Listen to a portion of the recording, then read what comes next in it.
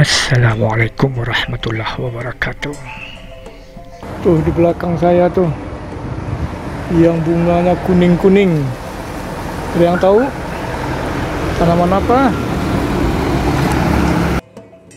Bapak ibu saudara-saudariku semua, ini video lanjutan dari video kita kemarin tentang mural art di gelanggang pacuan kuda. Nah, ini juga di gelanggang pacuan kuda saya temukan.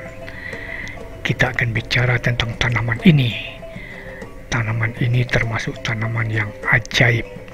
Mari kita ikuti penjelasannya lebih lanjut. Tanaman ini dikenal dengan nama lokal kipait, atau di Sumatera Barat namanya sipai-pai, atau secara nasional namanya disebut kembang bulan. Nama latinnya adalah Tithonia diversifolia. Di barat sana namanya adalah Mexican moonflower. Ya, kingdomnya Plantae, subkingdomnya Trachenbionta, superdivisi Smerpatophyta, dan seterusnya. Maka spesiesnya adalah Tithonia diversifolia.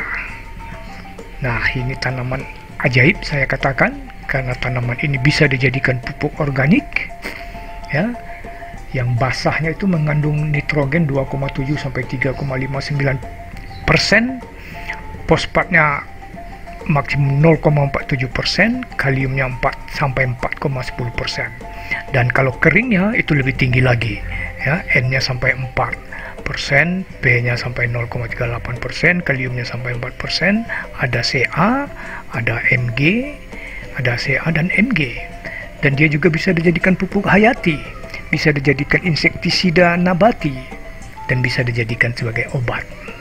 Di perakaran Tithonia sebagai pupuk hayati nih, ya, di perakaran Tithonia ini ternyata hidup jutaan fungi dan bakteri pelarut kalium dan fosfat. Bakteri di zona perakaran Tithonia ini juga menghasilkan fitohormon seperti auksin, gibberellin, dan sitokinin. Akar Tithonia ada juga yang terinfeksi dengan fungi mycorrhiza. Nah, itu sangat bagus sekali. Untuk insektisida dan pestisida nabati, banyak penelitian yang membuktikan ekstrak Tithonia dapat membunuh larva, ulat, dan serangga yang merusak tanaman. Nah, hebat kan? Kemudian sebagai obat, tanaman ini juga dikenal dengan tanaman insulin, karena dia bisa mengontrol kadar gula di dalam darah. Mari kita lihat apa saja sih selain untuk mengontrol kadar gula dalam darah, ya.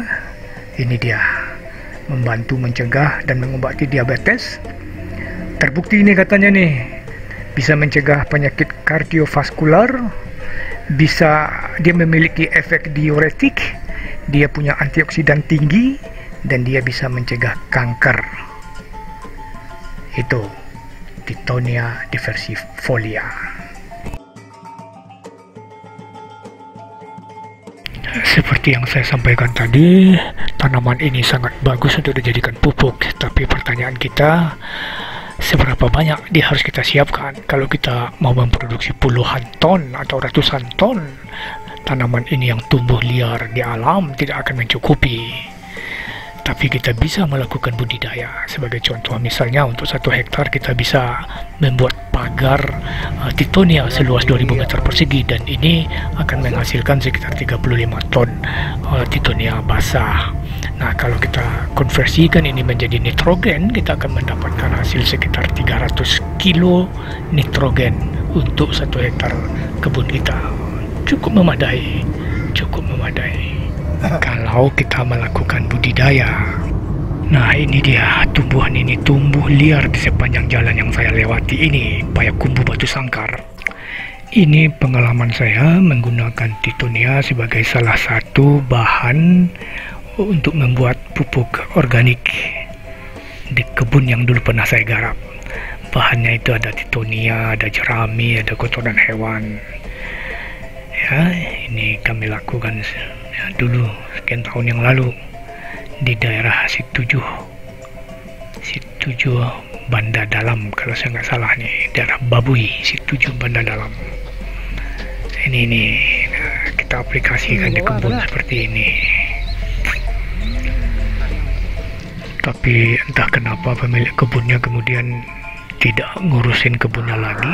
Kebun ini tinggal begitu saja, dan saya juga tidak memantau gimana hasilnya. Ya, ini kita dulu tanam manggis, tanam alpukat, tanam kopi menggunakan pupuk ini. Sebenarnya asik ini sebenarnya, tapi ya itulah, yang punya kebun lebih prefer, lebih lebih mengutamakan usahanya di Pulau Jawa. Ini orang yang punya lahan ini punya usaha cukup bagus sebenarnya, garment dengan rangkaian outletnya berupa toko-toko, sehingga kebun ini kemudian tidak begitu diurus. Saya waktu itu cuma sebatas menunjukkan cara membuat pupuknya, tidak mengurus semuanya kebun ini. Ya, begitulah, sayang sekali. Tapi Tithonia diversifolia ini sudah diteliti belasan tahun oleh Universitas Andalas, kalau nggak salah oleh Fakultas Pertanian Universitas Andalas, sehingga di Sumatera Barat para petani sangat familiar dengan Tithonia diversifolia ini. Oke, demikian cerita kita tentang si pahit-pahit atau kipahit atau Tithonia diversifolia. Kita lanjutkan nanti dengan video-video lainnya. Terima kasih telah menyaksikan. Wassalam.